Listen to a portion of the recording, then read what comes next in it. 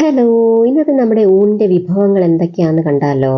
ചൂട് ചോറിന്റെ ഒപ്പം വെണ്ടയ്ക്ക മെഴുക്കുവരട്ടിയാണ് ആദ്യം തന്നെ ഞാൻ ഇട്ട് കൊടുക്കുന്നത്. ഇത് മുരിയിച്ചെടുത്ത വെണ്ടയ്ക്ക മെഴുക്കുവരട്ടിയാണ് കേട്ടോ. മമ്മി ഈ ഒരു വെണ്ടയ്ക്ക മെഴുക്കുവരട്ടി ഉണ്ടാക്കുന്നത് എനിക്ക് ഭയങ്കര ഇഷ്ടമാണ്. അപ്പൊ രണ്ടാമത്തെ കറി എന്ന് വെച്ചാൽ നമ്മുടെ പുളിമുളക് മീൻകറിയാണ് കേട്ടോ. എന്റെ ഫേവററ്റ് ആണ് ഈ ഒരു പുളിമുളക് മീൻകറി. അതുകൊണ്ട് വീട്ടിൽ ഇവിടെ വന്ന് നിൽക്കുന്ന സമയത്ത് ഞാൻ എപ്പോഴും ഞാൻ പോകുന്നവരെ ഈ ഒരു മീൻകറി വെച്ചാൽ മതി എന്ന് ഞാൻ പറയാറുണ്ട് ഇവിടെ. അപ്പോൾ പുളിമുളക് മീൻകറി ഇത് മമ്മി തലേ ദിവസം, അതായത് ഇന്നലെ വെച്ചതാണ് കേട്ടോ. ഇന്ന് ഒന്നുകൂടെ തിളപ്പിച്ചെടുത്തതേ ഉള്ളൂ, ഒരുപാട് വറ്റിച്ചിട്ടില്ല.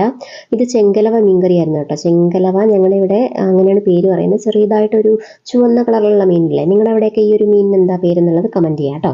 മൂന്നാമത് നമ്മുടെ എൻ്റെ സ്പെഷ്യലാണ് കേട്ടോ ഈ ഒരു മാമ്പഴ പുളിശ്ശേരി. മാമ്പഴ പുളിശ്ശേരി ഞാൻ മാങ്ങ മുഴുവനായിട്ട് ഇട്ടതല്ല, മാങ്ങ അരച്ച് ചേർത്തതാണ്. എനിക്കതാണ് കുറച്ചുകൂടി ഇഷ്ടം. അങ്ങനെ മാങ്ങ അരച്ച് ചേർത്തുണ്ടാക്കിയ മാമ്പഴ പുളിശ്ശേരിയാണ്. ഇവിടെ പപ്പയ്ക്കും മാമ്പഴ പുളിശ്ശേരി ഭയങ്കര ഇഷ്ടമാണ്. പിന്നെ അർപ്പിതക്കുട്ടിക്ക് ഇപ്പോൾ പുളിശ്ശേരിയും ചോറും ഉണ്ടെങ്കിൽ കുറച്ചൊക്കെ കഴിച്ചോളൂ അവള്. അപ്പോൾ ഇതൊക്കെയാണ് ഞങ്ങളുടെ ഇന്നത്തെ കറികൾ. അപ്പോൾ ഇത്രയേ ഉള്ളൂ. Tata bye.